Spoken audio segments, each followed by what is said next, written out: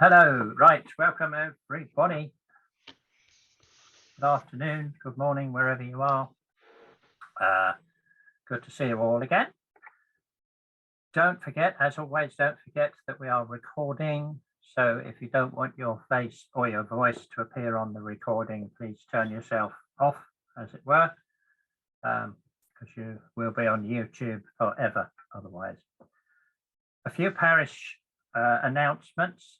The most important thing is to remember that we're not meeting in a fortnight's time, because that clashes with the FTIS conference on diversity. So our next TSF meeting is on the 28th of November. That's 4 weeks' time. So don't forget to come back to us.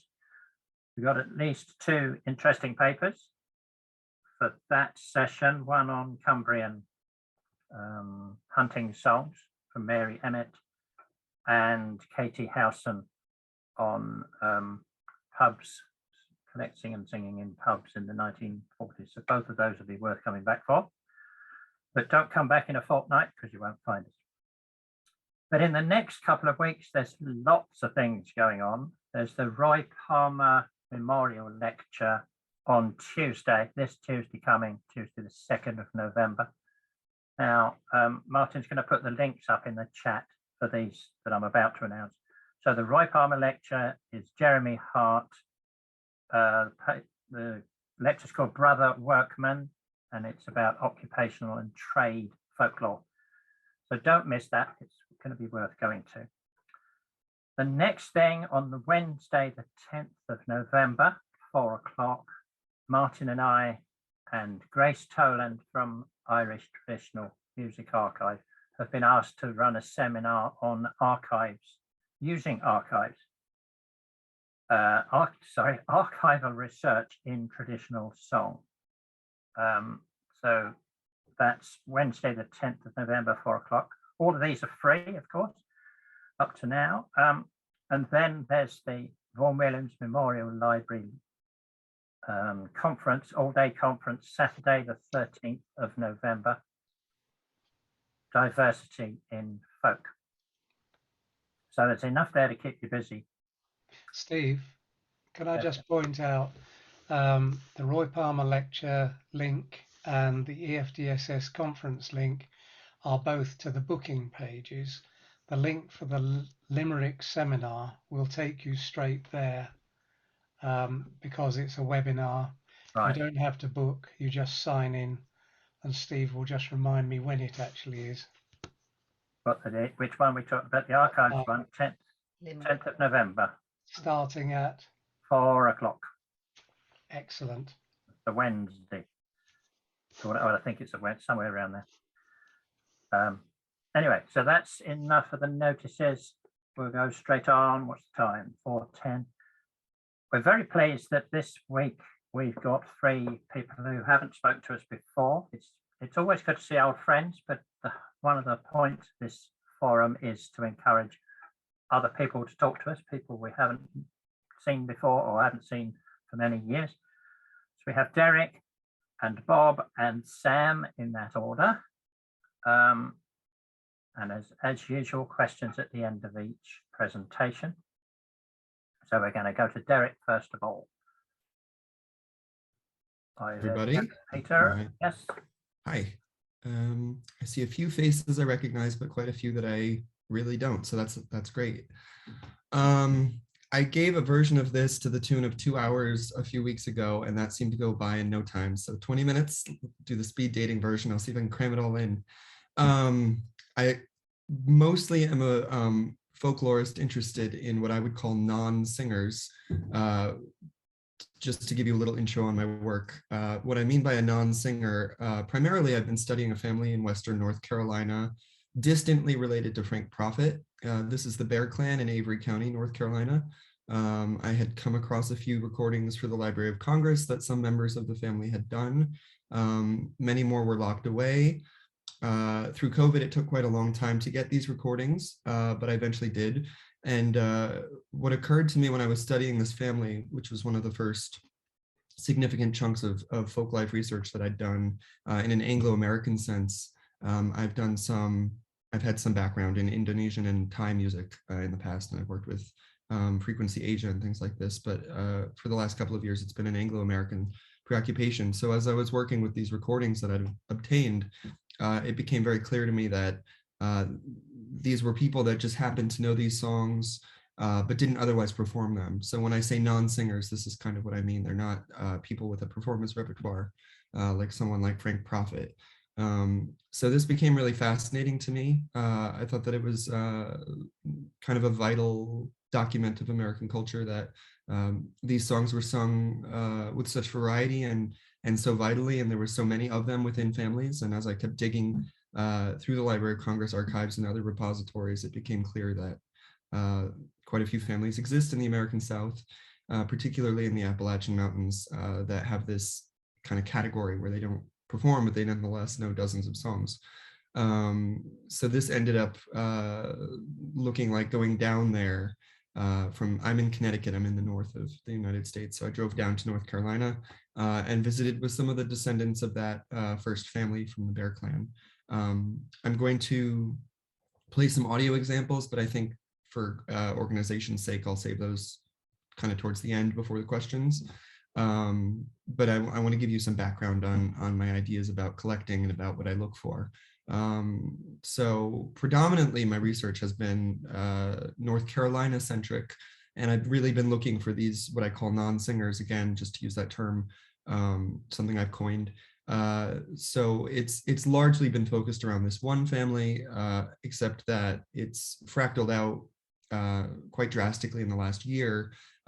Someone's neighbor would know a song, and then know a half a dozen songs, or someone's aunt that hasn't spoken in 10 years to anybody and is in their 90s knows a couple of songs. So that's been a fascination point for me, is to find these people that either no one knew they sang, or had never heard, the family had never heard them sing before, and I've been able to document examples of that.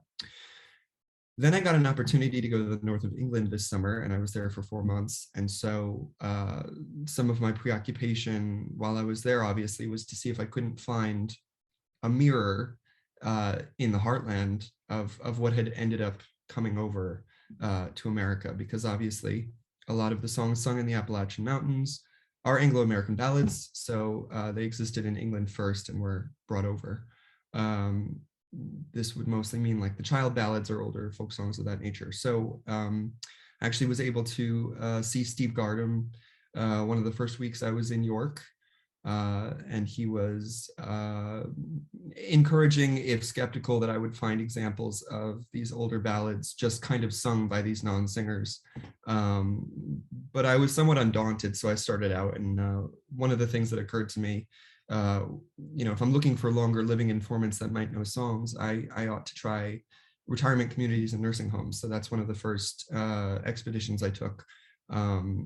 And I made a lot of phone calls, and I was in touch with a lot of nursing homes and retirement communities. There were quite a lot of unreturned voicemails. But then I happened upon this one director at Hemplin Lane in York called Carrie, and she seemed really interested in, I think she has a background in music, and she was working with the community anyway, playing piano for them and so on.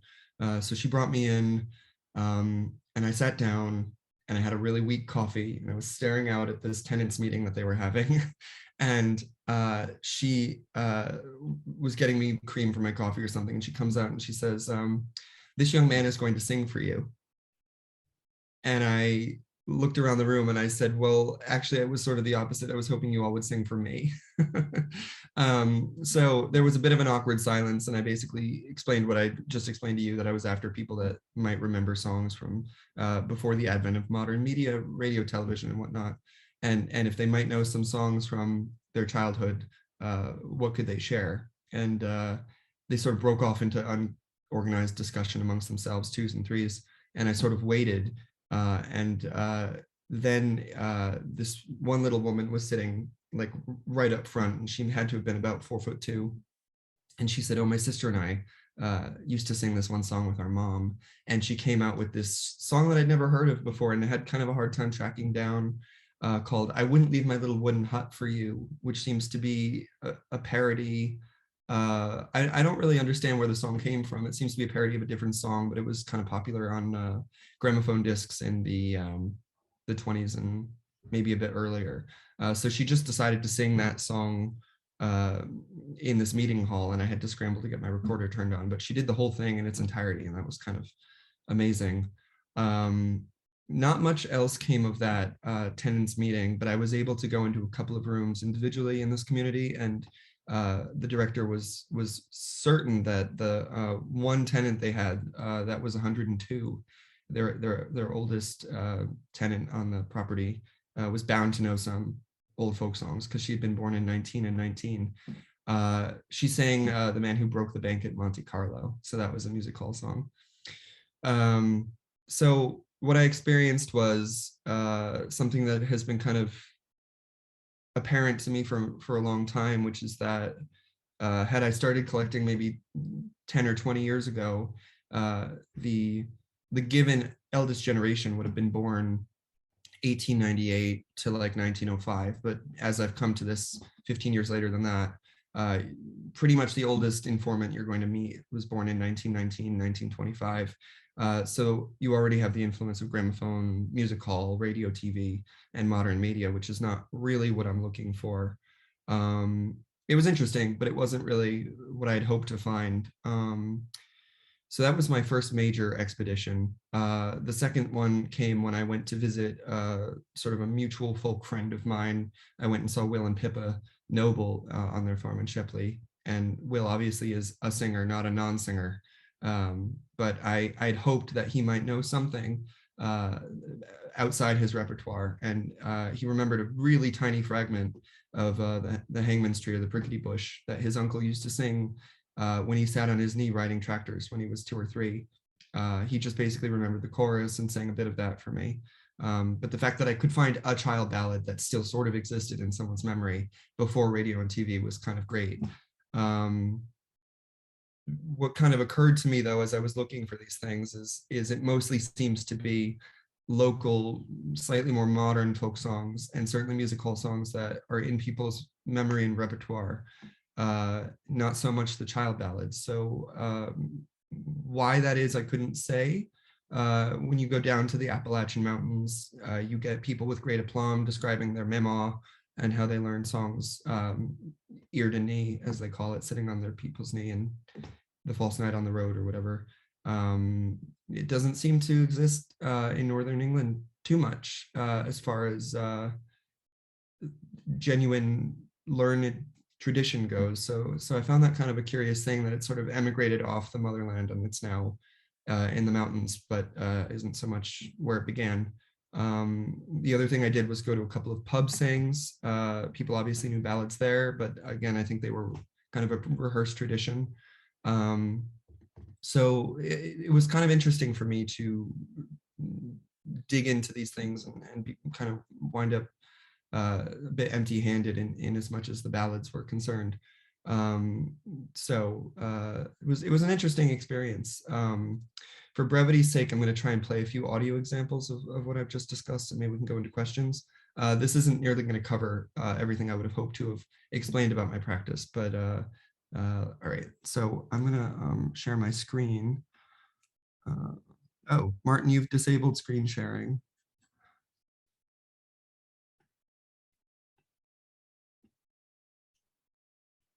Let's see. There we go. All right. So just to give you some examples of what I was talking about first, this is a really good example of the Bear Clan. I'll play you some fragments of mother and daughter singing the same song to give you some background on these first recordings. Lena Turbeville is the descendant of Frank Bear. They're distant relatives of Frank Prophet. And Bo Likens is obviously, as you can see in the subtitles, a variant of Lambkin. This was one of the first recordings I came across when I was studying this family. And the recording I'll play right after is when I went down to visit her daughter last summer. And that was just about the only song that she could remember at first. I think obviously due to the the ballad being so kind of gruesome and horrible. So let me just go ahead and play a few seconds of both of those back to back. Bo Lincoln was a very fine mason as ever laid stone. He built a fine castle and the pay he got none. Where is the gentleman? Is he at home? He's gone down to Marion for to visit his son. Where is the lady? Is she at home? She's upstairs sleeping, said the foster to him. How will we get her down such a dark night as this? We'll stick her little baby full of needles and pins. They stuck her little baby full of needles and pins. Bo Lincoln's was a very fine mason as ever laid stone. He built a fine castle and pay he got none. Where is the gentleman? Is he at home? He's gone to Marion, visit his son. Where is the lady? Is she at home? She's upstairs sleeping, said the foster to him. How will we get her down such a dark night as this? We'll stick the little baby full of needles and pins. They stuck the little baby full of needles and pins. So what I really like about these recordings is Lena passed away in 1968. And so Nikki probably hadn't heard her mom sing for about 60 years and still was able to remember this song like pretty accurately. So I thought that was pretty neat. I wanted to say a little bit about the gentleman that had recorded Lena in the first place. He was called Herbert Halpert. I think Alan Lomax was plenty flashy and knew his way around a guitar and is obviously better remembered. But part of my interest in this stuff is to try and raise the profile of Dr. Halpert. I think he did a lot of really interesting work.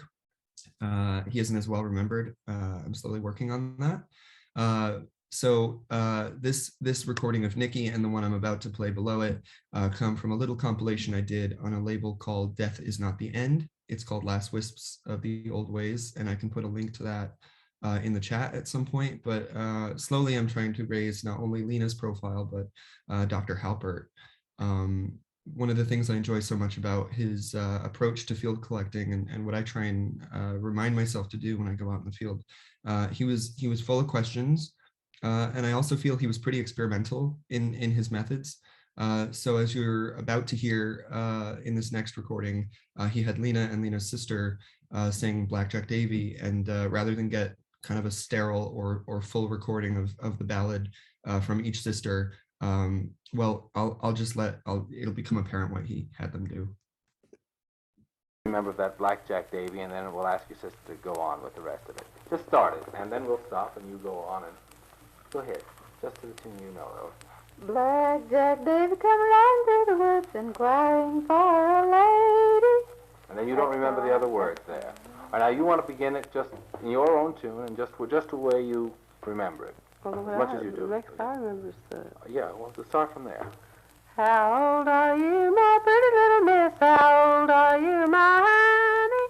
She answered him with a tee-hee-hee. I'll be 16 next Sunday. I'll be 16 next Sunday. She put on her high heel boots made of Spanish leather. He put on his old cork boots, and they both rode off together. And they both rode off together. I just think that's a great way to get the picture of a ballad rather than being concerned about the completeness of a certain environment in which the ballad would be collected. To just merge these two sisters' knowledge of it, I thought was fairly experimental, and I found that quite delightful. So as for some of the British recordings that I took, these are the ones that I discussed earlier, getting from the Hemplin Lane retirement community. I'll play a little piece of Joe's little wooden hut that she and her sister Zelia used to sing. And again, she just kind of came out with this spontaneously when we were in the meeting hall, and I had to like scramble to get this documented. Yeah. And dwelt a dark-eyed maid. She lived all alone in a little wooden hut by the palm tree shade, and on that island she reigned as queen. One day a stranger appeared on the scene. Said he, don't waste your time here in this awful clime, but come with me, my pretty little miss, to my home across the sea. But he turned very red when she turned up her nose and said, I wouldn't leave my little wooden hut for you. I've got one lover and I don't want to. What may happen, there ain't no knowing if he comes round, so you better get a-going, or I wouldn't leave my little wooden hut for you. I think that melody is fairly complex, especially if it was a parody, or I don't really know the story of that song. I failed at my research there, but there's not a lot of information of it on the web. Anyway, I thought it was kind of amazing that she could remember the melody so thoroughly, because it seems to change from verse to verse quite a bit. And the only other thing I have to share with you before I'm trying to be mindful of the time and open for questions. Again, this is a music hall song, Man Who Broke the Bank. But how often do you get to record someone who's 102? So I thought that was kind of great. As I walked along the Bois Boulogne with an independent air, you could hear the girls declare, he must be a millionaire. And you hear him sigh and wish to die. You can hear the girls to sigh and wish to die. You can hear him wink the other eye.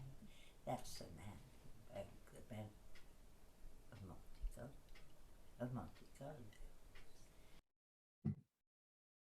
So that's what I've got so far. Thank you, Derek. I'm sure there are several of us old ones who could sing at least the chorus of I Wouldn't Leave My Hut for You Who. But I'm glad to see that it had a round number already.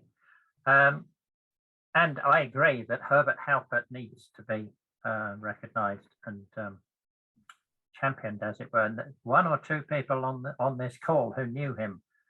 Julia, I see, has put something on the chat. So if you ask around, the people who went to Newfoundland University, of course, knew Herbert quite well. Do we have any questions? Margaret, actually, Steve, but we both did, yeah.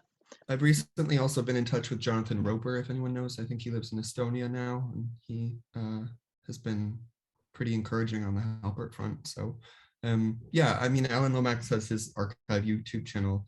It seems pretty flashy and impressive, and I would like some of that attention for Herbert Halpert, please, at some point. So I'm slowly working on that. So if you put a note on something like the trad song list, giving your details, I'm sure people, we can direct you to some of the people who, like Paul Smith, who knew him well. Any questions? John Woodison. Margaret? John Woodison knew him very well. Knew him best. Yes.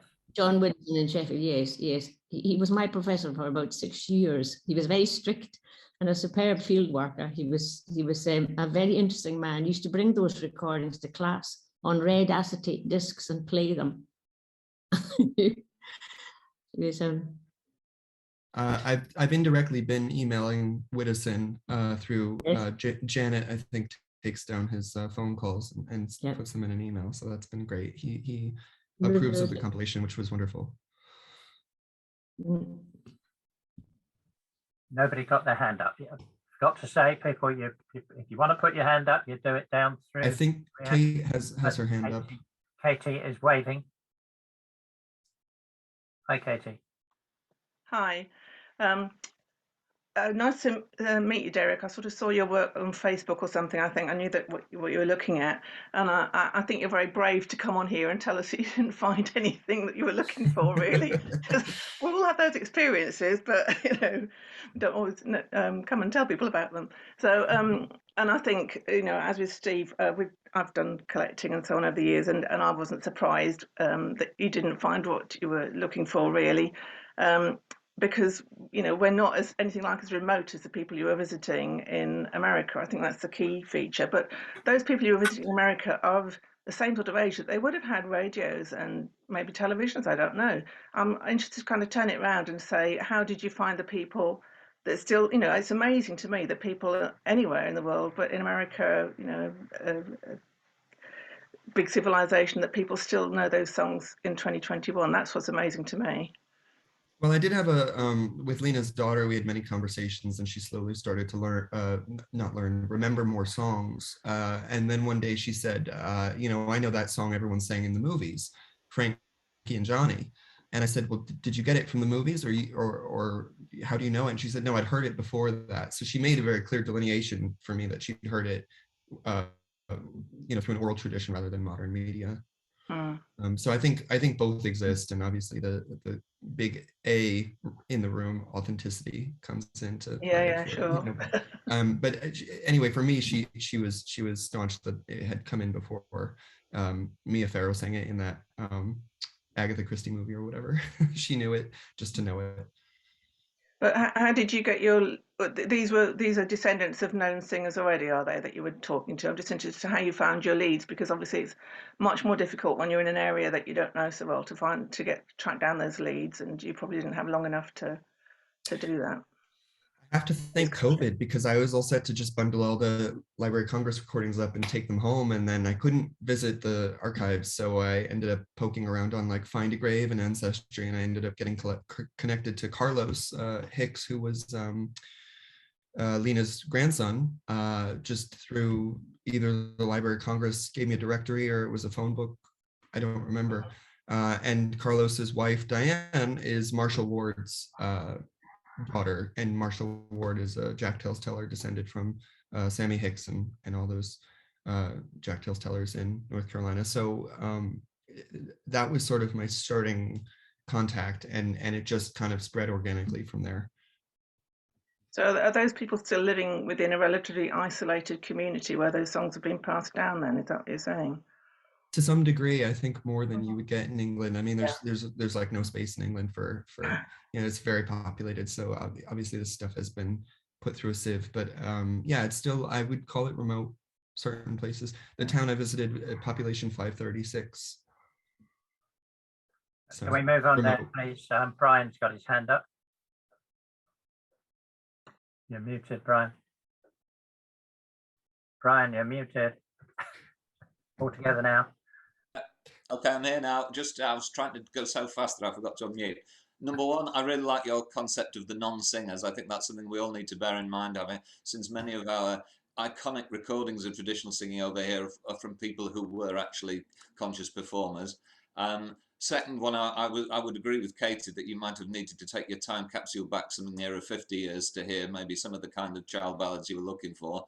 I think part of the reason that that tradition carried on in the Appalachians is because there were so many prominent collectors working there in the early part of the 20th century, and it became quite a thing, seen as very much part of that mountain culture. So, for instance, when I talked to Sheila K. Adams about the family tradition, she said the fact that Cecil Sharp and Maud Carpleys had been there in 1916 was one of the things that inspired the family to believe that their songs were important.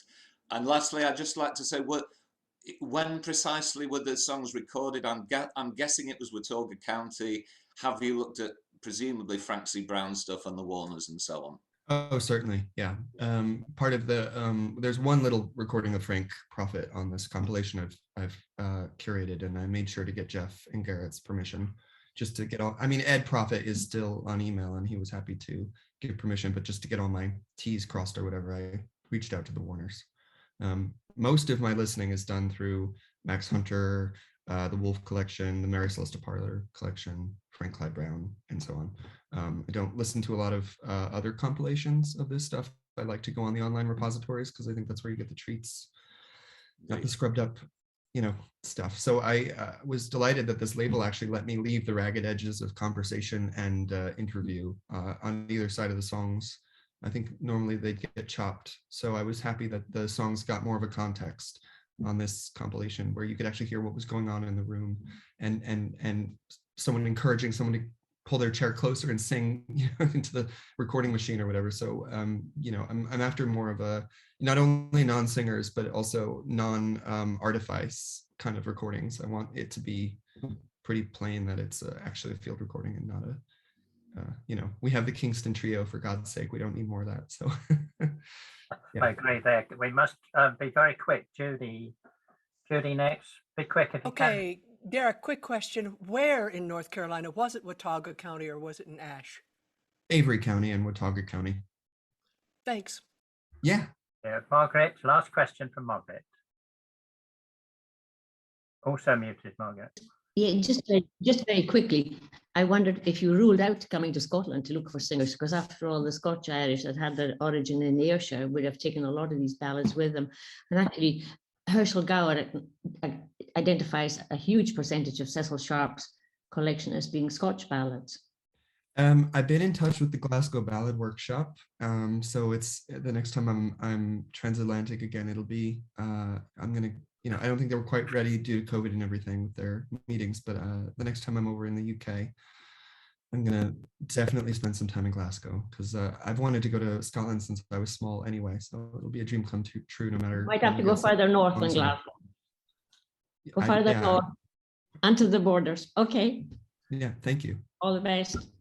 Thank you very much, Derek. That was really good and very brave of you to come on and talk to us, but I hope we'll see you again. Do look at the chat, Derek, and everybody else. There's been lots of links and things in the chat there that you'll be interested in. And I'll put my compilation in there as my last. Yes, please do. Yes. And before we move on, I've been reminded that I didn't tell you about Catherine Briggs' lecture, Folklore Society's annual lecture, which is on the 16th of November, and it's on caroling traditions. So certainly very pertinent to all of our interests. And again, the link is on the chat. So don't forget to look at the chat. So moving on, we have another newcomer to us, Bob.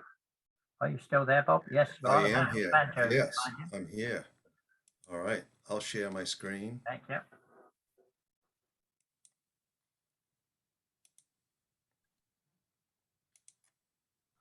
Okay, how was that? That's good. Good. Yeah. Although we're still losing the slight on the edge. On the left-hand edge, we're losing some of the words. When you practiced it, you clicked something else and it all came up live. How's that? That's better. That's good. Okay. Well, thanks, Steve and Martin, for having me in the Traditional Song Forum. It's an honor to be here. My plan today is to talk about the two books that I've published, Old Salem in Ballad and Song, and I'm calling this the greatest hits because it'd be songs that you might be familiar with, but I'm going to plan on showing you some original documents that you might have read about it from some of the books and material out there, and maybe some fun facts about the songs. We're going to talk about the California Gold Rush. We'll talk a little bit about a jailbreak out of Salem, and also the Trumbull's participation in the Carpenter collection. So we'll start with the Salem hornpipe. Give you a little listen for a second here.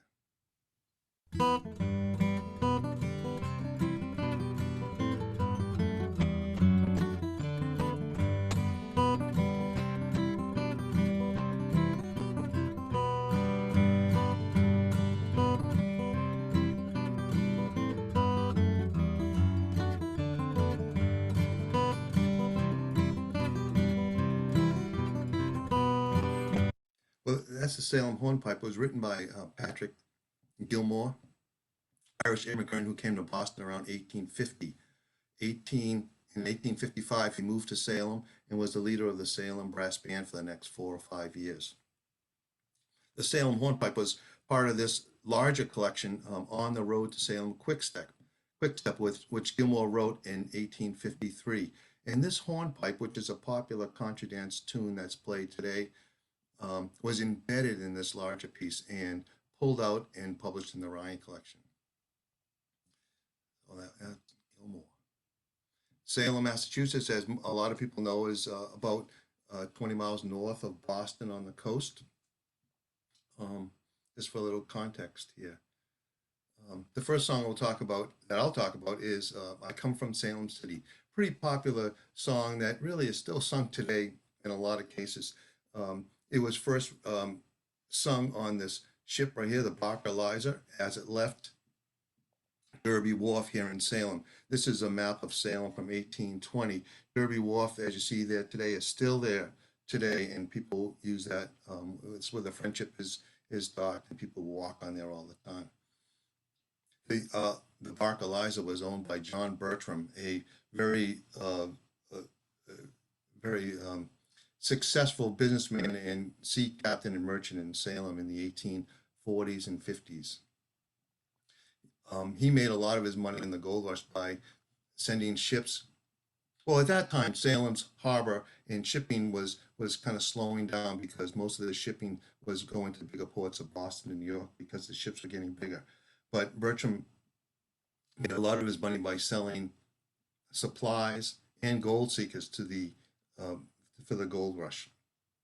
He would sell boots and picks and shovels and that sort of thing. He had no interest in going gold mining himself, but he would supply all the supplies.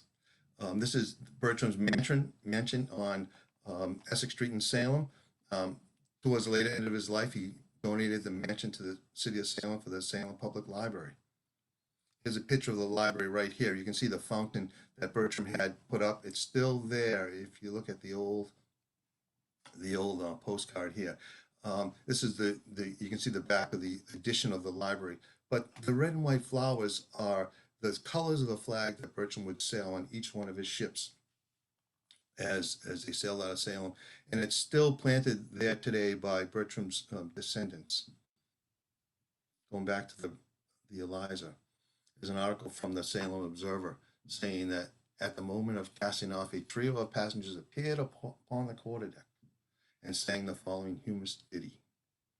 And this is what it was called in a newspaper, the California Immigrant, to the tune of "Oh Susanna." I'm sure people know that. There's an earlier version recorded, Gold Rush songs by Pat Foster.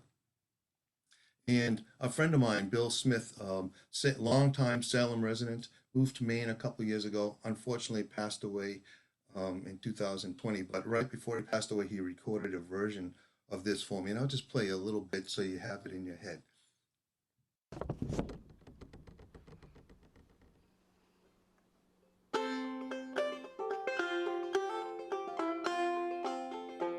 I came from Salem City with a washbowl on my knee. I'm going to California, the gold dust for to see. It rained all night the day I left, the weather it was dry. The sun so hot I froze to death, brothers don't you cry. Oh California, that's the land for me. I'm bound for San Francisco with my washbowl on my knee.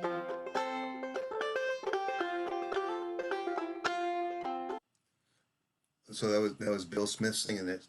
So this is the funny thing about doing research is just about a week or so ago, I was looking through some old Salem newspapers, the Salem Register, and I found this parody of "I Come From Salem City."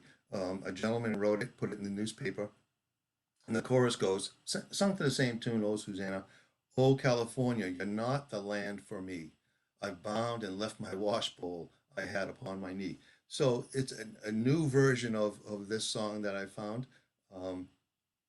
Pretty interesting. He goes on talking about the muddy roads in San Francisco and Sacramento and how his pockets were full of rocks and not gold. That's for the next book, I guess. So the next song we'll talk about is "The Escape of Old John Webb" of Billy Broke Locks. And I think a lot of people know these books. and it's referenced in a lot of these books. And in these books, they also reference an article in a Boston newspaper. And here's the actual copy of the newspaper, thanks to the Boston Public Library. They got this for me because I wanted to read really the original document where this song supposedly came from. And here's a little excerpt from it, and you can see how they mention John Webb of Salem, Massachusetts. He was a Salem resident counterfeiter, and according to the article, he wrote he bought a saddle on the docks of Salem using a 5-pound note printed in Rhode Island that was found to be counterfeit. Well, when he discovered that it was counterfeit, he got on his horse and rode down to Rhode Island. Was followed, pursued, arrested in Rhode Island, and put in the sheriff's home, not in prison in Rhode Island. Escaped out of the home that night, rode back to Salem, went to his mother's house, and he was arrested the next day in Salem in his mother's garden and put in the Salem jail. Right here is a building exactly where the Salem jail was located. It happens to be the same jail that some 40 years earlier, the Salem witches were housed in. The gentleman that owned this house in the 40s and 50s, 1940s and 50s, would give tours of the Salem witch jail, tours of his basement. And he thought that the jail was in the basement of his home. Unfortunately, he did not give any mention to John Webb in his tours, but he did to the witches. And today being Halloween and being in Salem, it's our high holiday, I would guess. Well, in the mid-50s, the house was being raised for no other than a parking lot, believe it or not. And it was soon discovered as they were raising the house that the prison was actually, the house was built around the prison, and the prison was not in the basement and was on the top floor. This gentleman, Carlton Lutz, had the construction company stop, and they pulled all the beams down from the Salem witch jail, again, John Webb's jail, and brought them to the museum. And this is a picture from the local newspaper. These are the beams on display at an exhibit in the Salem Peabody Essex Museum. The exhibit's over now, but it was on display during COVID in 2020, 2021. This is my wife, Jennifer. I had to include her next to the beams because she just happens to be the granddaughter of Carlton Lutz, who found the beams for the original jail. One of the first recordings of the escape of John Webb was by John Allison in 1943. I'll play you a little bit of that. It's scratchy 78, but a good.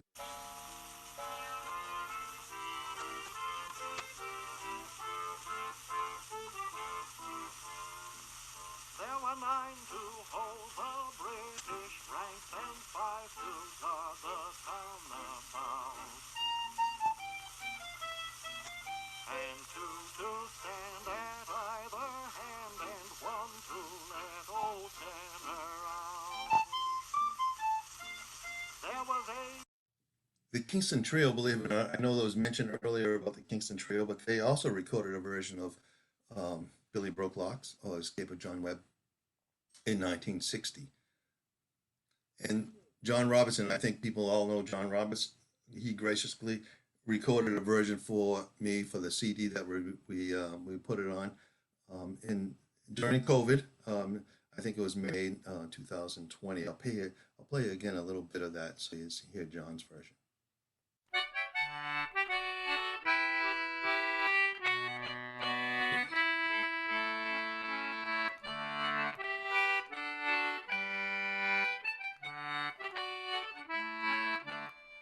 There were 9 to guard the British rank and 5 to watch the town above, and 2 to stand at either hand and 1 to let all Tanner out. There was 80 weight of Spanish iron between his neck bone and his knee, but Billy took Johnny up on his back and he carried him away right manfully. And Billy broke locks, and a Billy broke bolts, and a Billy broke all that he came nigh, until he came to the dungeon door, and that he broke right manful aye. it was John Roberts. The next song we'll talk about, interesting, is the California Gold Diggers. Again, another Gold Rush song written by Jesse Hutchinson of the Hutchinson family and sung, well, here's a picture of the Hutchinson family right here, around the same time that they sung a couple years before. I could not find a picture of the Barker family, who also sang that song. They sang it on India Wharf, or Phillips Wharf, here in Salem Harbor. And I showed this map before, but all this area right now is all landfill, and our power plant and our water treatment plant is right here. But that's where the Barker LaGrange left Salem. That's the dock which they were docked on. On the Barker LaGrange, there were 3 log journals that the log keepers kept versions of this song. The first song right here from William Morgan of the Salem and California Trading Company. He called that song the California Song, and it's referenced in, songs the Whalemen sang, which I know everybody knows, but a lot of people have not seen the original log journals that I found at the Phillips Library here. Was in Salem, now moved to Raleigh, Massachusetts. There was another version called, written by Henry A. Tuttle, called Old Boys Old. He was a passenger on the Barker LaGrange, and he kept his own journal. And there was a third version written on the same trip, written by A.E. Kitfield, and he called it the Californian.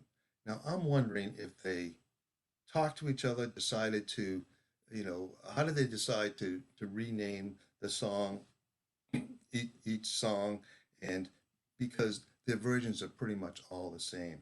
So they must have copied it from some manuscript of some sort. I'm sure they can't write that fast as they're singing the song on deck. But another little, those passenger journals might have been lost, because Tuttle wrote at the end of or in the middle of his journal that the weather was so bad going around Cape Horn that he wrote, "If we don't have a change in the weather soon, we will all begin to think about Davy Jones." So I guess the crew was pretty afraid that it would sink if it was going around Cape Horn. I think I'm talking a little fast here, but I'll try to slow down, but I'm trying to be cognizant of the time. Here's a version Dick and Carol Holstock recorded, and I've never met Dick, but it's a nice version of that song. I'll play you just a tiny bit of this so you know, so you have that. Then ho, boys, ho, for California, oh, there's plenty of gold, so I've been told, on the banks of the Sacramento.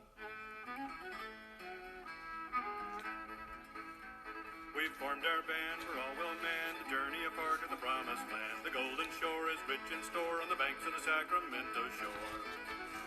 Then ho, boys, ho, for California, oh, there's plenty of gold, so I've been told, on the banks of the Sacramento. So one thing about this is I found another version of this song with a different title called "Old for California." It's interesting how there's so many titles of this song out there. I find it interesting, anyways. The Barker LaGrange, when it got to California, it was used for the next 10 years as a prison ship in the harbor. And then after the use of it, it was buried in the harbor as landfill, along with the other hundreds of other tall ships that were there, probably to make the downtown San Francisco a little bigger, and also to cover up the rotting wood and this, probably the harbor. So there you go, the LaGrange. Well, I don't have to introduce James Madison Carpenter to anybody here, but my friend Captain Edward B. Trumbull from Salem gave 17 songs to Carpenter for his collection. And in Salem, it's funny about what I found out is that very few people, and no one really knows that Trumbull was a singer. Had no idea. So I tried to find kind of documentation that, that kind of proved that he was a singer for the folks in the Marine Society. This is Carpenter's home, Trumbull's home today, 90 Federal Street in Salem. It's still there. it was funny. I did a talk to the Federal Street Association, a year or so ago. There was a woman that lives directly across the street, and she's been living, I think it was 93 Federal Street. She's 94 years old. She remembered Edward Trumbull, but she called him Dr. Trumbull. There's no indication that he was a doctor, but she remembered him as a kid. So that was interesting. The only person that I know that has met him. He was Trumbull. This is the Tarriatopin, the last major ship that was built in Salem and sailed by a Salem resident. Trumbull made 16 voyages on the Tarriatopin, 9 as first mate and 7 as master. This is Trumbull's personal journal from the Phillips Library in Raleigh that he wrote on one of his last voyages to Zanzibar. Here's his writings here, and in this one, he references a song about 20 or 30 string onto a rope, which is fed through a loading block. They run along the deck singing a song of their own making in English. And here's the next page of that journal. And then he talks about how they sing the song all day long as they're unloading the ship of his cargo for trade. And that song is the Zanzibar Work Song, one of the songs that Trumbull gave to Copperfield's collection. And I'll play you a little bit of that.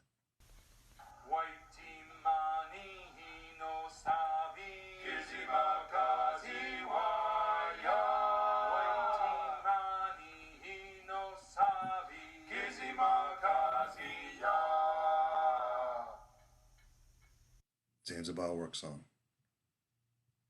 Going back to Trumbull, soon after that voyage of that we just talked about, that he retired from shipping and became, in 1894, became clerk of the Salem Marine Society. And as you can see, he was treasurer for 30 years and also master of the society for 18 or so years. The Salem Marine Society's first permanent home was in this Franklin building here in Salem, right downtown Salem. Around 1860, it burnt down. It not only housed the Marine Society, but also housed a lot of local businesses.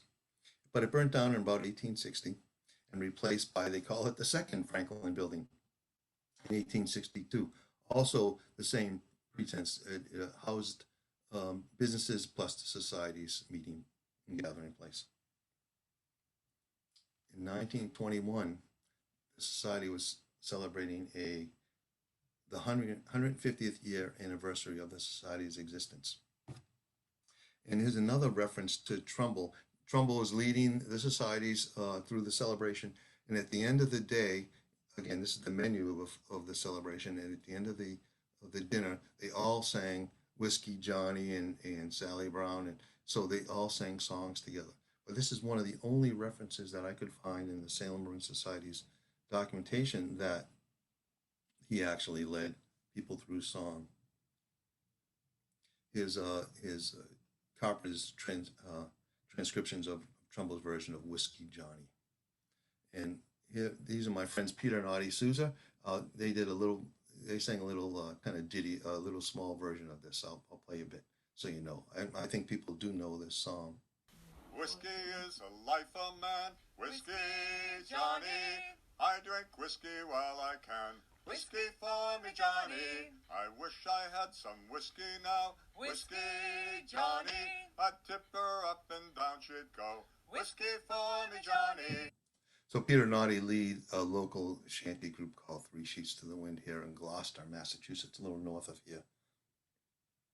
Going back to the second Franklin building, a local group of local businessmen approached the society in Trumbull, because he was master at that particular time, and they wanted to build a hotel. So they purchased the building from the society, but the one agreement that the society had was they would like to have a permanent home in the hotel so they could have their monthly meetings.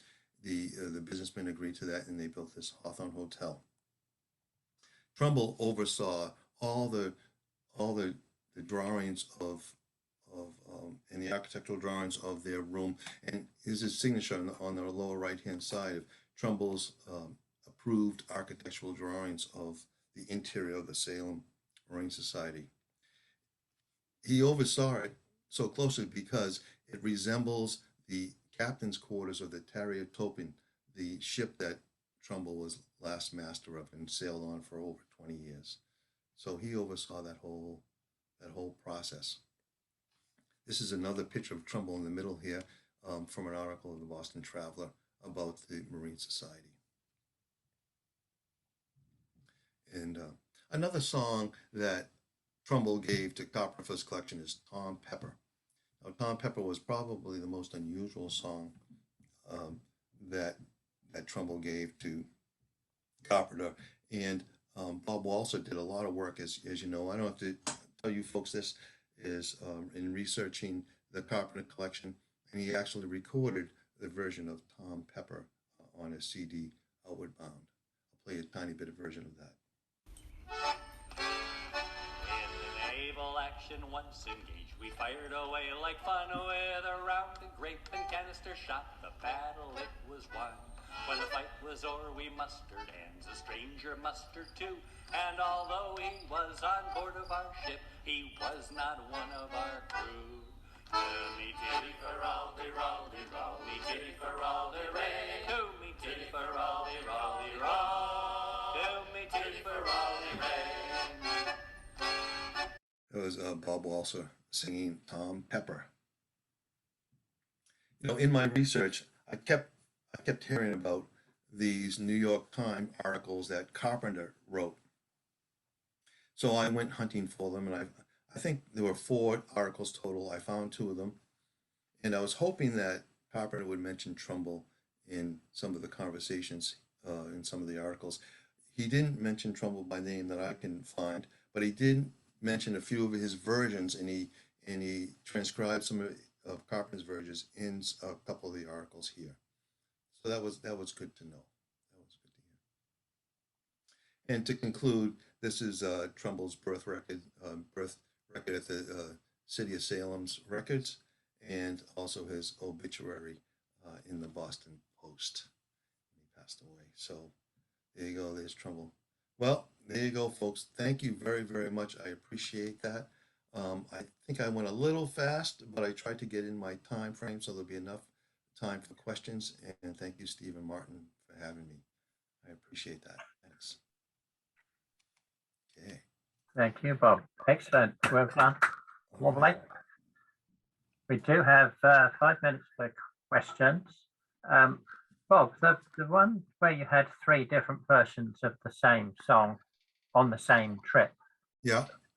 They're all called California something, weren't they? Yes. Could it simply be that somebody sang it enough that 3 people then wrote it down individually? In other words, it was somebody's favorite song and they heard it so often that they wrote it down. You know, that certainly could have been that. I wish I knew exactly what happened. I find it, I've seen a lot of log journal writings, and to write a version down when you hear it once or twice, as you probably know, it's probably very, very difficult. But it might have been something that was sung on ship over the next couple of weeks, you know. Great question. I don't know that answer. Presumably, if they had learnt it by hearing somebody, then the versions that they wrote down would differ quite a lot. Yeah. So if they're all the same, then they must have copied from one source. Yeah. Perhaps, I don't know, but it's interesting. Yeah, they're so similar that my sense is that they copied it from one source, but and then they agreed to make the call of the title different, something different. Don't know. I don't know. Great questions, though. Yeah.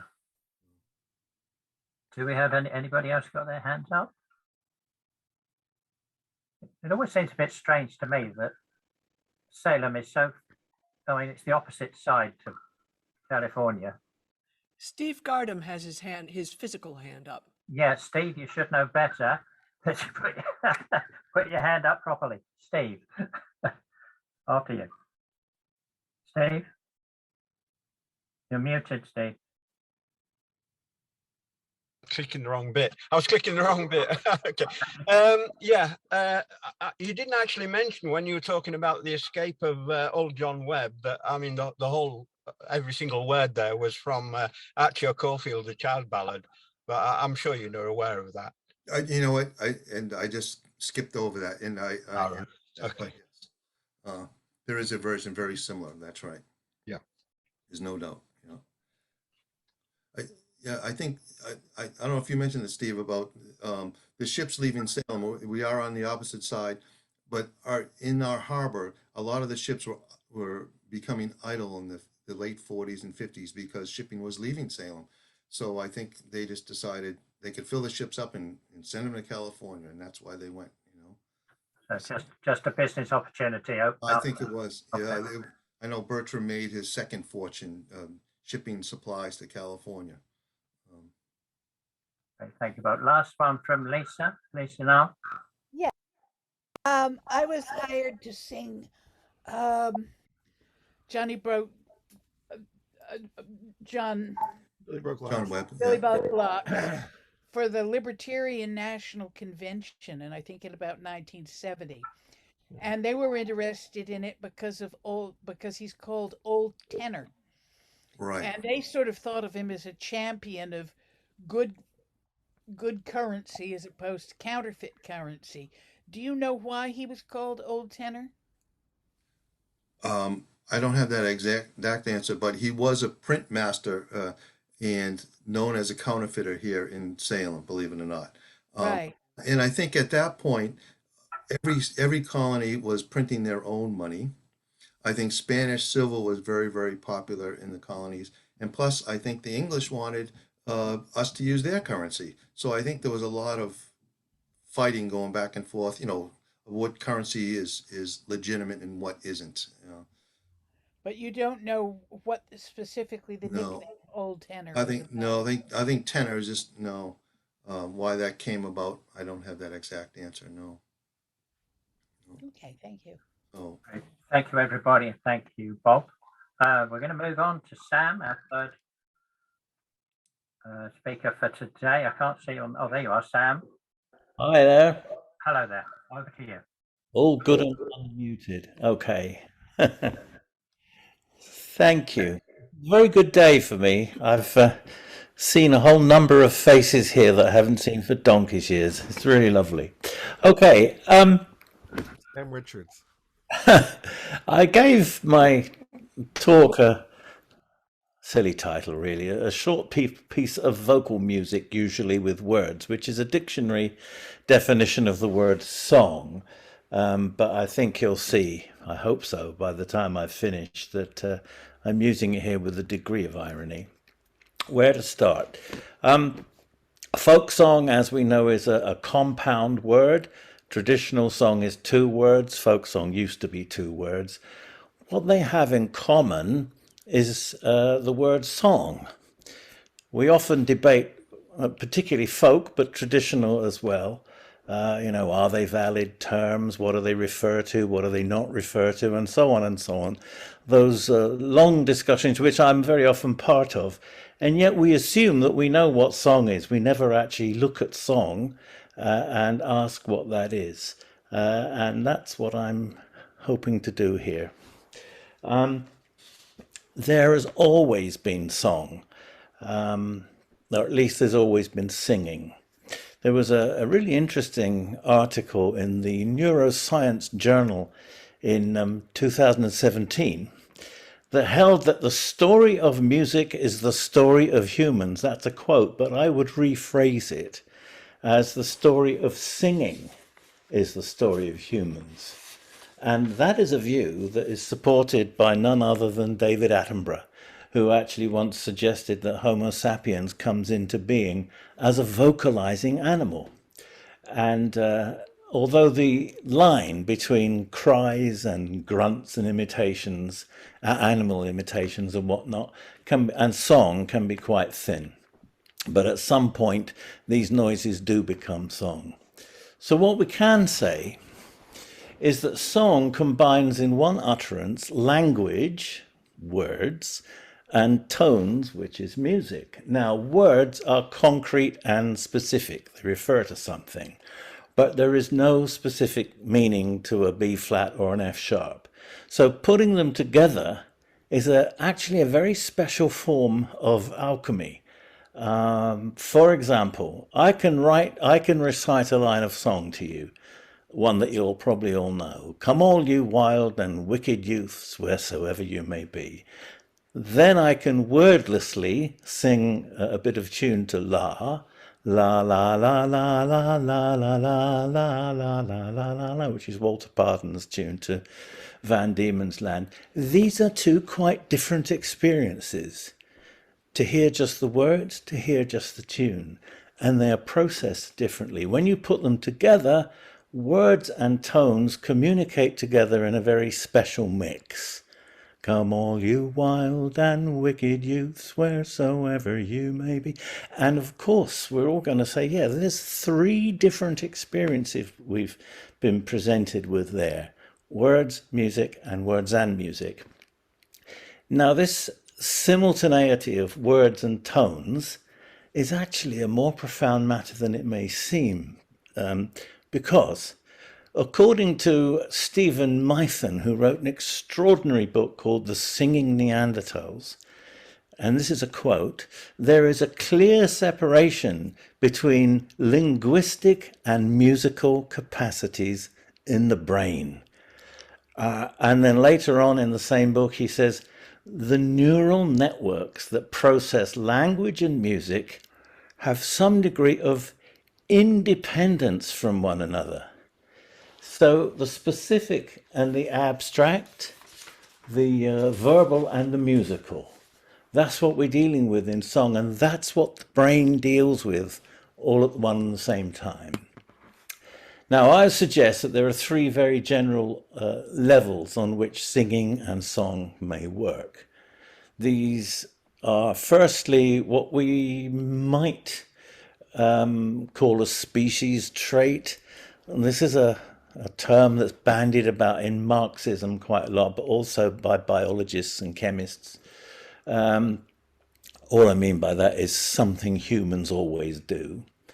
Secondly, we can view things on a cultural level. A song can't be a song without a context. And thirdly, of course, on a personal level. And I'm going to summarize each of these, but I can no more than just hint at the incredible complexity there is in, let's call it song, as a culturally patterned form of vocal communication, which has both personal and universal dimensions. So first, singing as a species trait. I looked it up in the Oxford Dictionary of Music. I've been thinking these thoughts for years, but I only looked this up about a fortnight ago. And it said, no songless people has ever been discovered.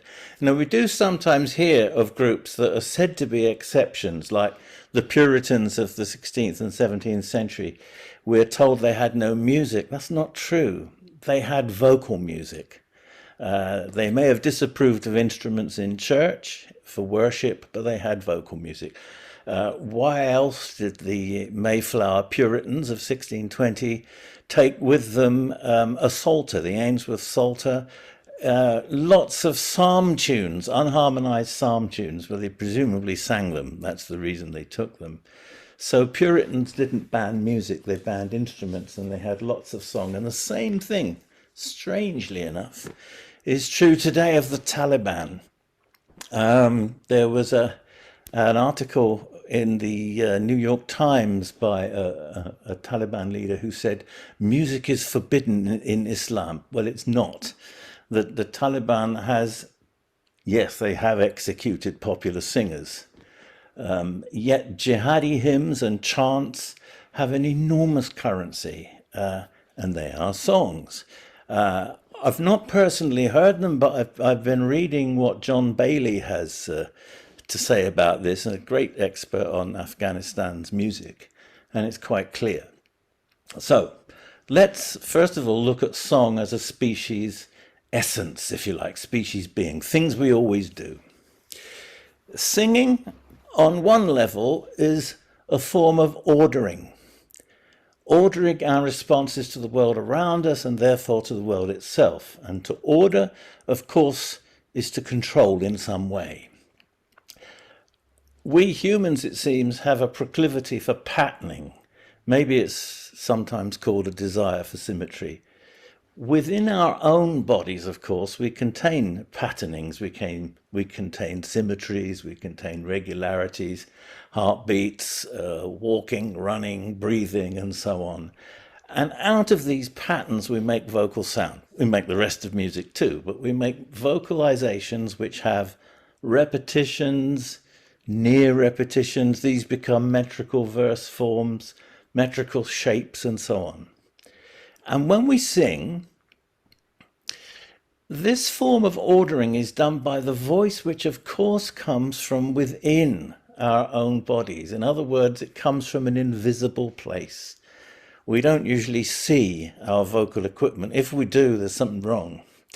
So singing, therefore, comes from us and is the most intimate form of expression we have. And I think sometimes of lullabies, which is an area I one time wanted to do a lot of work on, I may still do. Parents, trying to get baby to sleep is a form of ordering the world around us, a very direct form, because it is sung and is both intimate and physical. Only song patterns words and tones together. Poetry doesn't, not spoken poetry. Language and music occur simultaneously in the same form and have the same structure. The meter of the words, in other words, is the meter of the tones, broadly speaking. At the level of structure, therefore, both are the same. Now, I said I would only hint at things, and much more could be said about the universality of song and singing. But let's move on to the next cultural level, which I said was contextual. The way people sing is intimately related to how they live. That includes their economy, labor patterns, means of production, a whole string of things, sexual mores, social hierarchies, and so on. But the universal urge to sing, which is always there, it's because it is universal, comes out very differently, as we know, as folklorists we know, of course, comes out very differently according to culture and context. Compare Mongolian long song with Breton Hanadiscan, think of, Chant singing and Delta blues, for example, or for that matter, compare an opera singer, Pavarotti, to Billie Eilish, for example. So they all come out differently. I used to think about this a lot and what on earth it could mean when I was documenting Exmoor sheep farmers singing their rough and ready songs in the pubs. For those of you who don't know England that well, Exmoor is a moorland area in the West Country. Quite remote in some ways, but lots of holidaymakers get there. In fact, I didn't really have to think very much about what the singing meant because it was self-evident. It shrieks at you.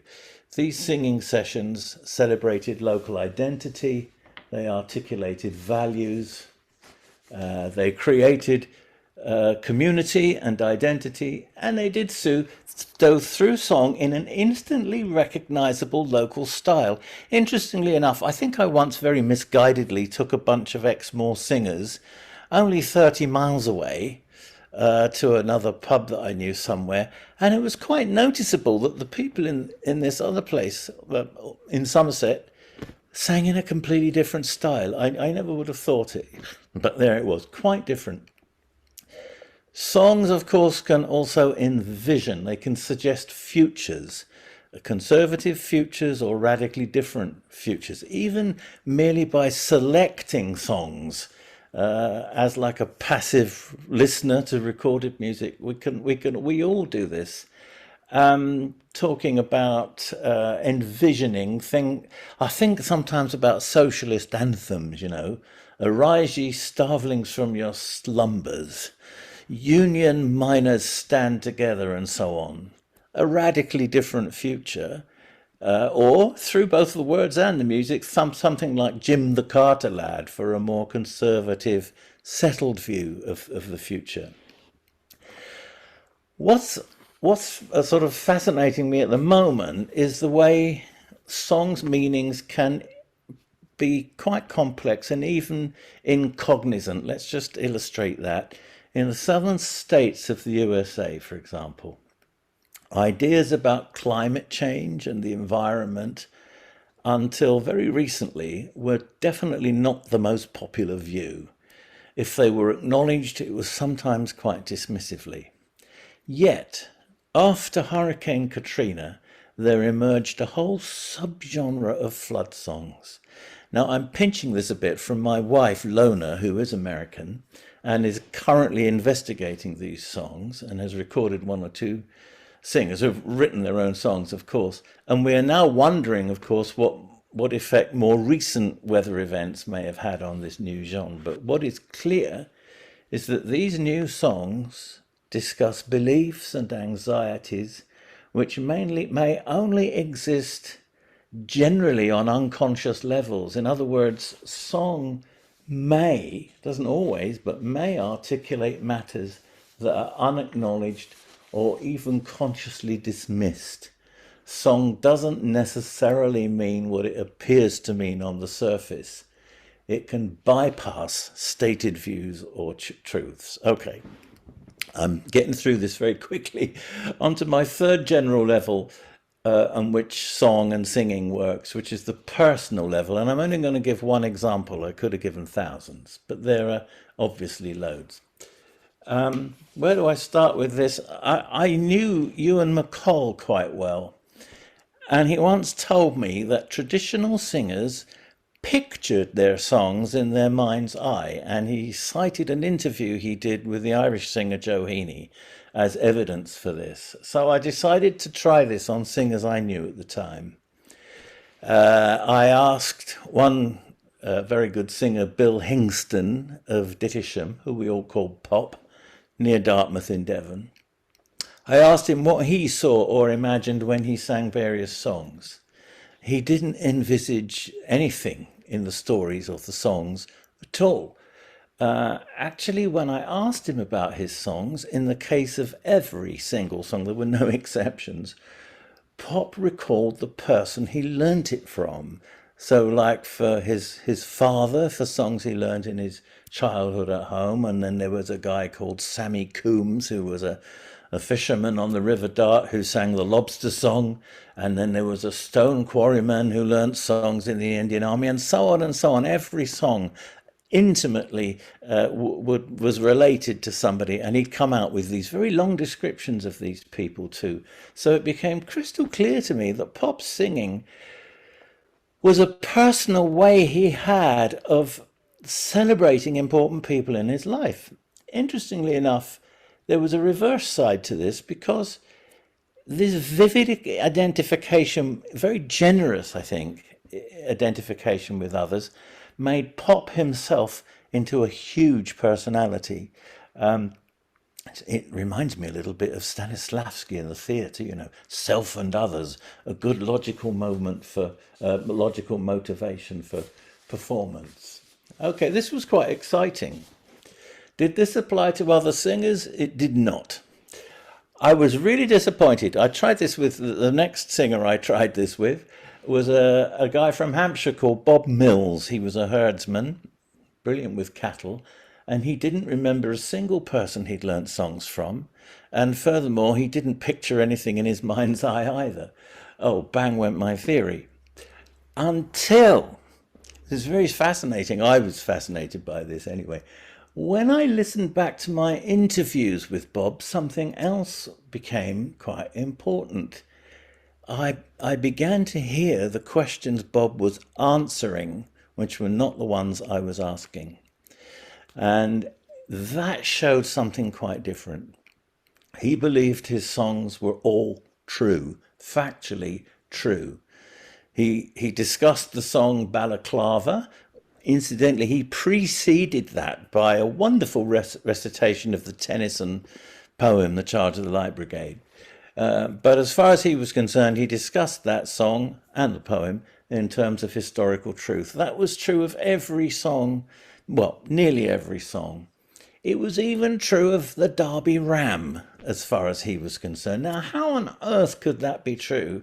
He claimed that it celebrated a huge ram that had been shown on the showgrounds many, many years ago and had just simply been exaggerated to make a good song.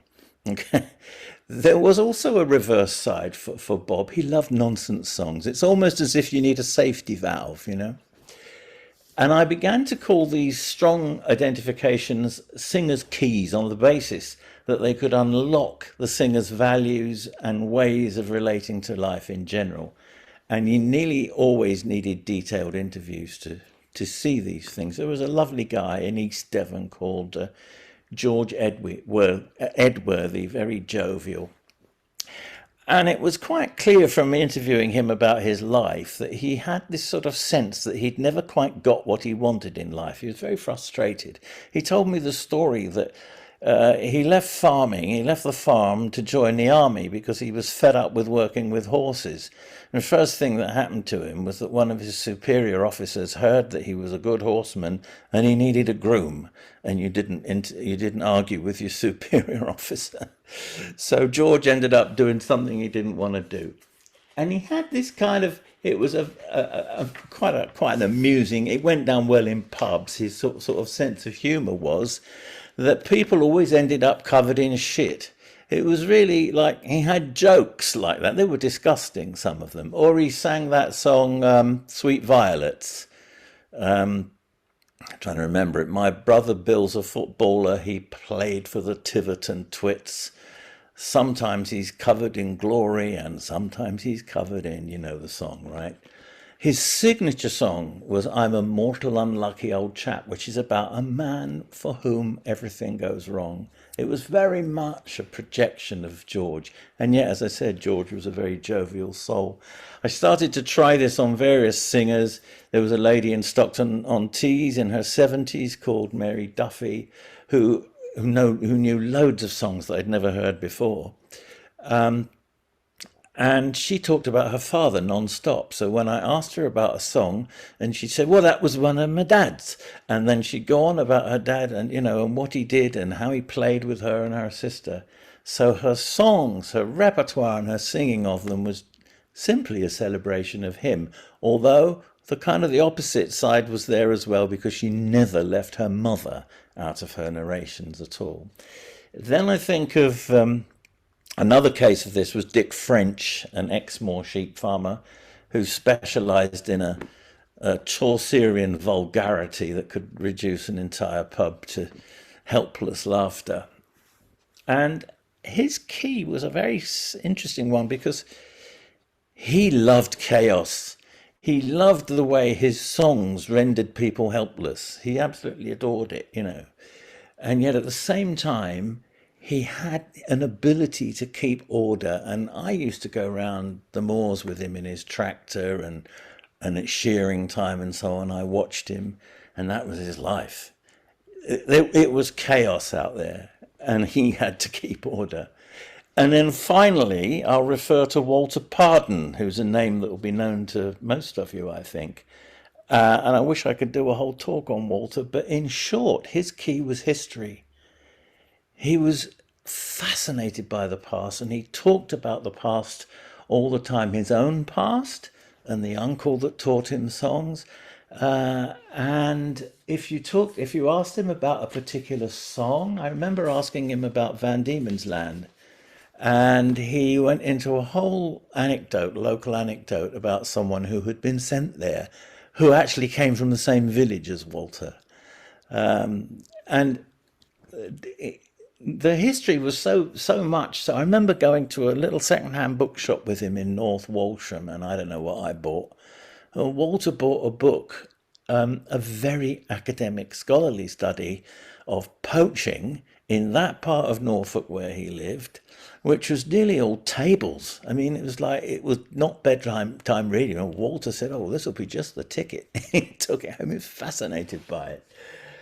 At the same time, it's very interesting. Anyone who ever went to see Walter will tell you he was very absorbed in current affairs. He disliked Margaret Thatcher intensely, and he talked about current affairs and politics. And he also, I think, was very interested in the present day in terms of context for his singing as well.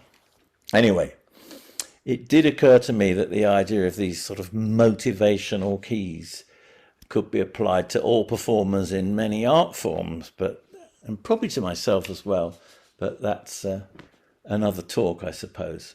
So I hope what I've at least hinted at is that when we're talking about song, we're talking about a universal that is adapted by culture and context and can be one of the most vivid and personal ways we have of encoding our attitudes, our values and feelings about life and the world we live in. And I've probably gone over my 20 minutes, so I will stop there and thank you all for listening.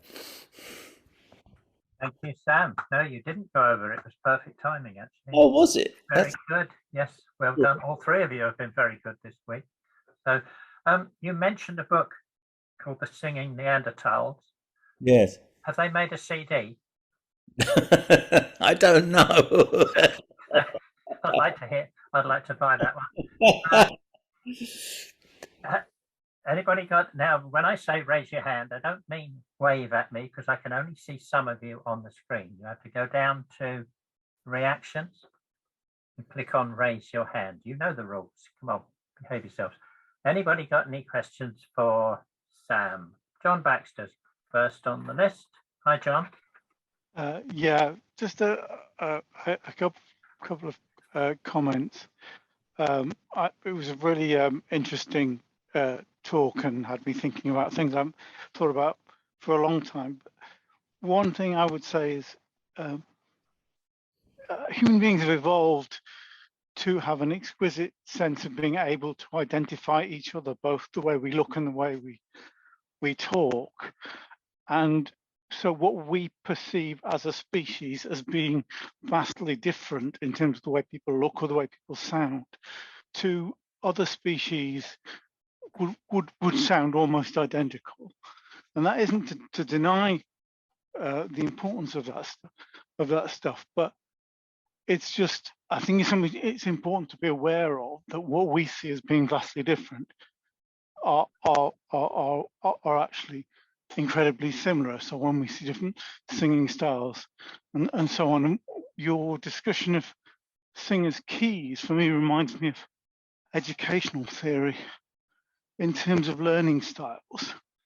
You know, people can be quite rigid and quite mechanical about things. Some people learn visually, some people learn kinetically, some people to the extent that it becomes absurd.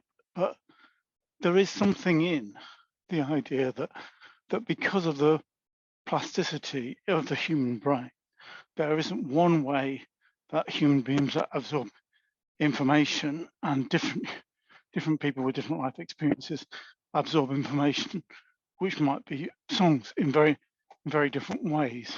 I hope that makes some kind of sense. Yeah, thank you very much. That's a interesting addition to what I've said. Yeah, important stuff. So Martin's got his hand up. Thank you, Sam. That was really very interesting and lovely to be reminded of George Edworthy, who yes. was not quite forgotten, but as soon as you say it, instantly see a picture of him singing.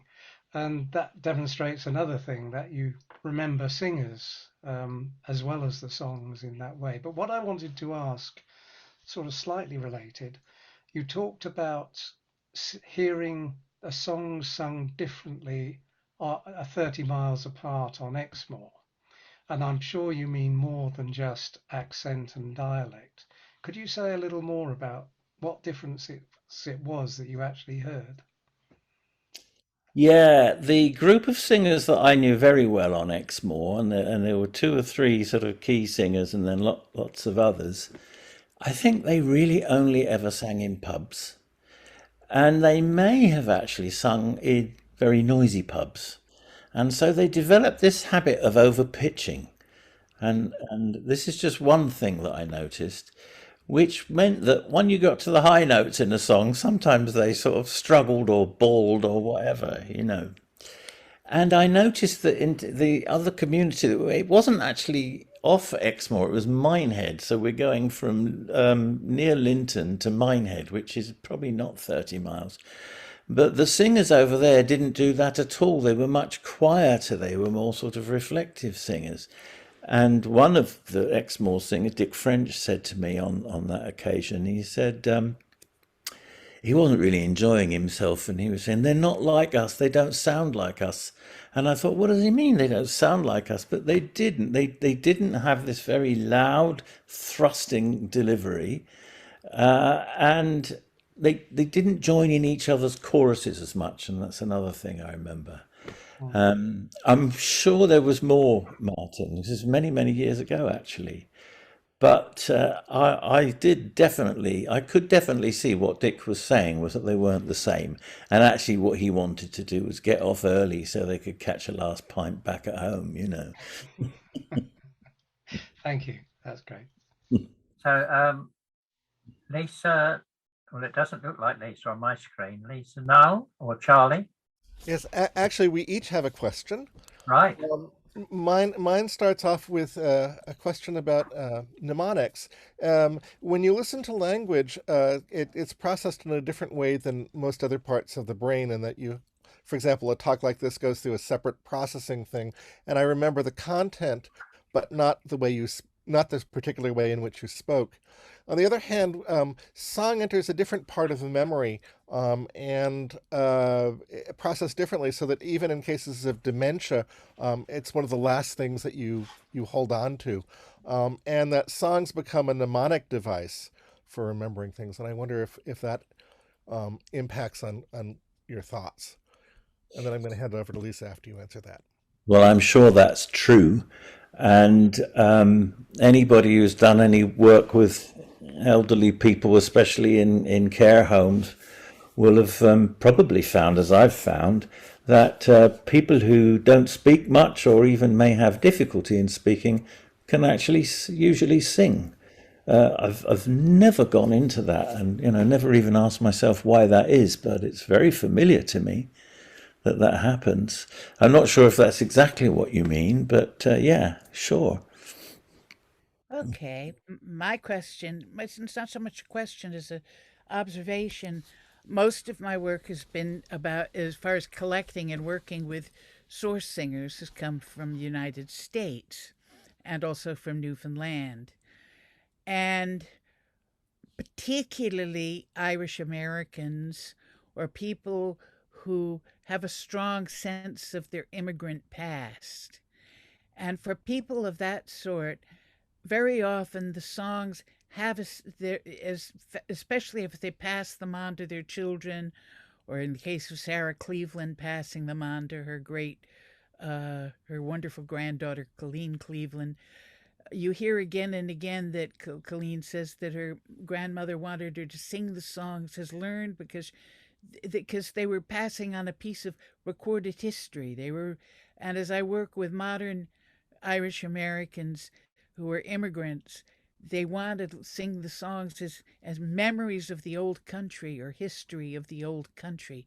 So the idea of songs as living history or interpretations of history or recreations of history is very important among a lot of American singers.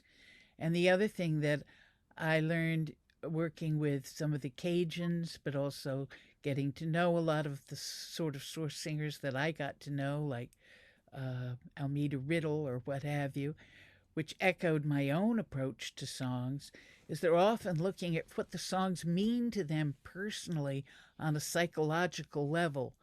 And I could have great talks with groups of traditional singers who would talk about why did they get divorced, or what a fool he was to leave her. And they they look at songs almost like soap operas, looking for the emotional core of the experience in the song. So I wanted to say, you may not have found a lot of contexts in which those things were possible, but I'm wondering whether that speaks directly to the American experience and not so much to the British experience. Well, it's interesting you should say that, because it slightly brings up something that I was thinking earlier on in Derek's presentation, where he said he'd been to England and he hadn't found any of the songs he was looking for, and yet he had them in the Appalachians, yeah? And this whole idea of, this is living history, so it has to be passed on. This is so much more typical of migrant communities. I used to be told many years ago that if you wanted to hear Greek epics, go to Melbourne, Australia, because they don't sing them in Greece anymore, And also the Irish connection in Chicago, although Ireland has all its musicians and singers, many of them to this day, and yet if you go to Chicago, you're going to still find loads of them, So there is, and I had one experience of this in North Devon. I recorded songs, or tried to record songs, from a family of 5 brothers, one of whom had emigrated to North America, and he was visiting, and he was 90-something, and he sang songs that the others claimed not to know. And yet he had remembered them, and he said, but I took these with me when I was a kid and I went to Canada. So I think it works that way. I think you do preserve, when you're a migrant, you do preserve these things. I hope that sort of answers something. Let's move on to the last question, Peter Shepherd. You're muted, Peter. You're still muted, Peter. Sorry, I've got it. Yeah, okay. Am I there now? Yes, I am. Yes, you are. Yeah. Sorry, I'm using an equipment I hadn't used before. But yes, I found that very interesting. And the categorization of the 3 kinds of singers, I think it was 3, some of whom remember picture songs as they're singing, some of whom remember exactly who they've learnt them from, and some who treat them as reflecting their way of life. And I've come across singers exactly like that. I mean, Stanley Robertson and all of that Traveller family, this Gina Robertson and so on, they say that they saw every part of their singing, every part of their song. When I'm singing, I don't, which is probably partly why I sometimes forget a song halfway through, because I'm on auto drive. But I find difficulty trying to picture the whole song. It just doesn't work that way with me. But some singers I've met here in Fife in East of Scotland, coming from farming background, one of the guys remembered exactly where he had learnt every song. He could say, I got it in April 1928 from such and such a singer. And so I never asked him whether he's pictured his songs, but I think it's quite interesting that the category, there may be overlapping of those categories, but I do find, and Duncan Williamson, for example, used to say that all his songs represented a way of life, the way he thought about the world.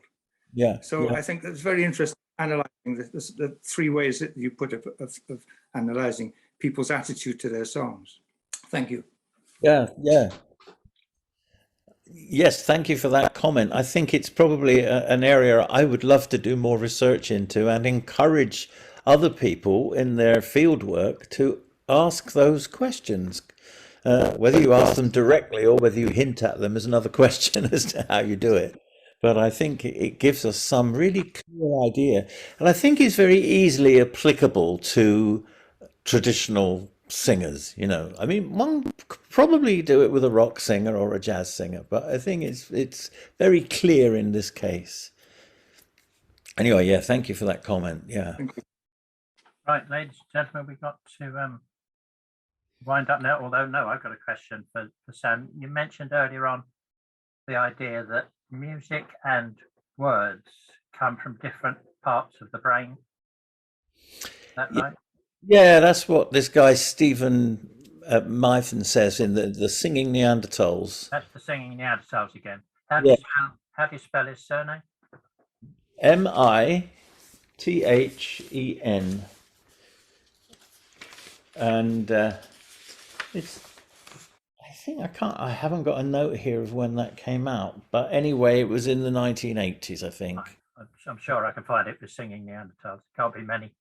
Yeah, and an enormous part of the first part of that book is all about how language and sound and what we would call music is processed through the various neural networks, and his conclusion, based on not just only his own research, is that they can be quite different. Thank you, Sam. Thank you very much. Oh, David, one last very quick question. If I could just speak to the singing Neanderthals, I think it was only about 10 years ago, actually. As it happened, I worked on that book and I had to read it twice. I was very impressed the first time and very much less impressed the second time. He does say, and I think this is generally accepted, that speech and music are stored in separate parts of the brain, and in some way they're brought together when they're reproduced as song. But the point I would really want to bring to people's attention is that he's essentially talking about song as a means of communication, a means of influencing other people's behavior, or other Neanderthals' behavior at any rate, which I think is probably different from what we mostly think of song as doing. And I mean, Sam then went on to talk about a lot of stuff that belongs in the area of aesthetics. And I think it's quite difficult to connect that directly with neuroscience. And of course, neuroscience is a field that moves terribly quickly. So I imagine most people here, especially myself, are by no means up to the minute with it. Yeah, just a couple of observations there about the Neanderthals. Yeah, I can't claim to be up to the minute with it either.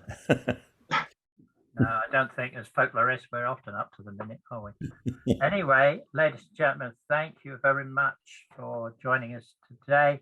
Thanks again to our three speakers, all of them fascinating and all of them well worth having. I hope we have you back again, all three of you. So we'll see you again in 4 weeks' time. Don't forget, we're not meeting in a fortnight. We're meeting on the 28th of November. So have a nice Halloween, whatever it is you're going to do the rest of the day. Great. Thank you, everybody. Very well. Yeah, thank you.